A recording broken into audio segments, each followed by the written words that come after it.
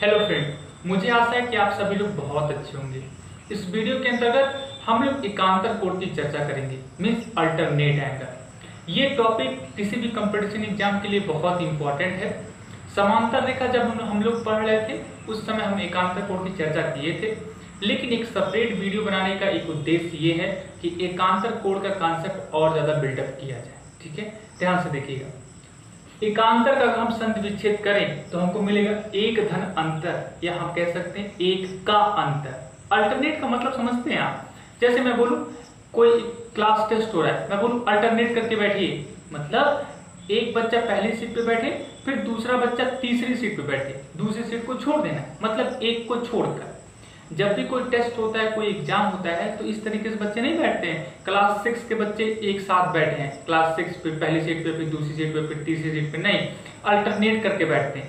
पहली सीट पे कक्षा 6 का बच्चा बैठा है तो फिर तीसरी सीट पे बैठेगा, इसको कहते हैं अल्टरनेट।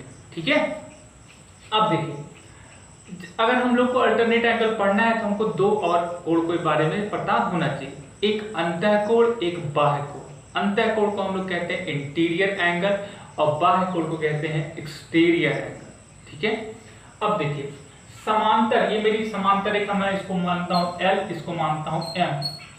समांतर L और M के बीच, ये देख रहे हैं ना, बीच मतलब समांतर रेखा के अंदर जो कोण बन रहे हैं हम उन्हें कहेंगे अंतःकोण, और समांतर रेखा के जो बाहर कोण बन रहे हैं हम इन्हें कहेंगे बाह्य कोण या एक्सटीरियर एंगल। यहां तक क्लियर है? तो समांतर रेखा के अंदर कौन से कोण बन रहे हैं? 3, 4, 5, 6। तो हमारे अंतःकोण कौन कौन से हैं? 3, 4, 5, 6। बात क्लियर है? अब देखिए समांतर रेखा के बाहर जो कोण बन रहे हैं हम उन्हें कहेंगे बाह्य कोण। अब मेरी समांतर रेखा L है, M है, इसके बाहर जो कोण है 1, 2, 7, 8, तो हमारे बाह्य कोण हो गए 1, 2, 7, 8। अब देखिए, अब एकांतर कोण दो प्रकार की, एक अंतः एकांतर, एक बाह्य एकांतर, मतलब इंटीरियर अल्टरनेट या एक्सटीरियर अल्टरनेट।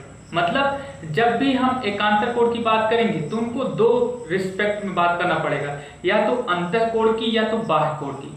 अब देखिए, जब अंदर के कोण की चर्चा होगी तो अंतः एकांतर कहलाएगा, और जब बाहर की कोण की चर्चा होगी तो बाह्य एकांतर कोण कहलाएगा। सिंपल सी बात है। ठीक है, अब देखिए क्या करना होता है, अगर हमको अंतः एकांतर निकालना है तो हमको समांतर रेखा के अंदर घूमना होता है। क्या करना होता है? घूमना होता है। लेकिन किस तरीके से?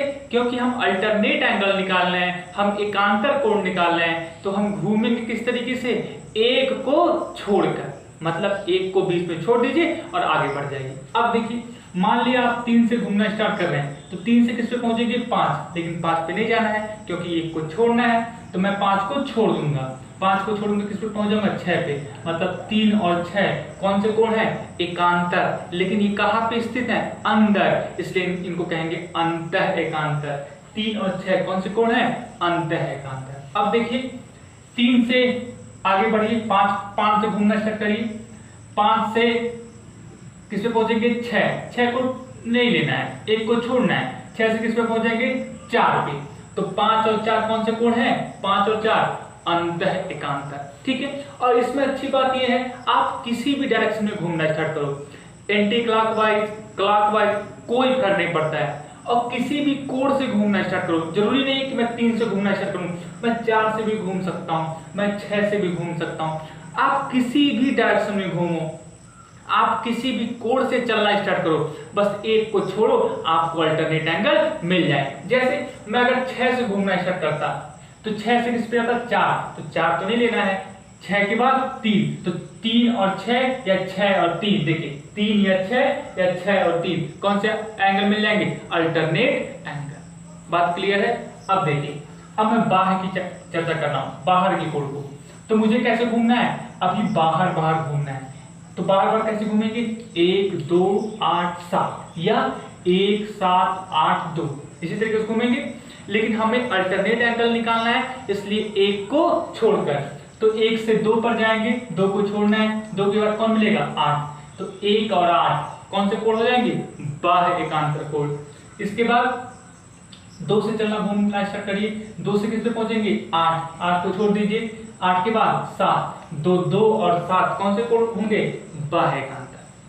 तो आपको केवल छोटी छोटी दो बातें याद रखनी है, एक अंतः एक बाह्य, अंदर के कोण अंतः, बाहर के कोण बाह्य कोण, ठीक है। उसके बाद क्या दिमाग में रखना है कि अल्टरनेट मतलब एक को छोड़कर, अब या तो अंदर अंदर घूमिए या तो बाहर बाहर घूमिए। और अच्छी बात यह है कि आपको ये दिमाग में रखना है कि कहां से घूमना स्टार्ट करना है या किस डायरेक्शन में, कहीं से भी घूमना स्टार्ट करिए, 1 से या 2 से या 8 से या 7 से, कोई फर्क नहीं पड़ने वाला है। या एंटी क्लॉकवाइज घूमो या क्लॉकवाइज घूमो, कोई फर्क पड़ने वाला नहीं। तो बहुत आसान है, बिल्कुल फ्लेक्सिबल है कि आपको बहुत छूट दी जा रही है, आप किसी भी डायरेक्शन में घूमो, आप कहीं से घूमना स्टार्ट करो।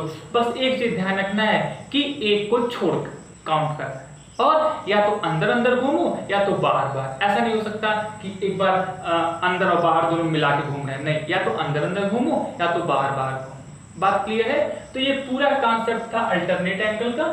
और जब दो समांतर रेखाओं को एक तिर्यक रेखा काटती है तो वहां पर एकांतर कोणों का जो युग्म बनता है, मतलब 3 और 6, 5 और 4, 1 और 8, 2 और 7, ये आपस में क्या होते हैं, बराबर होते हैं, ठीक है।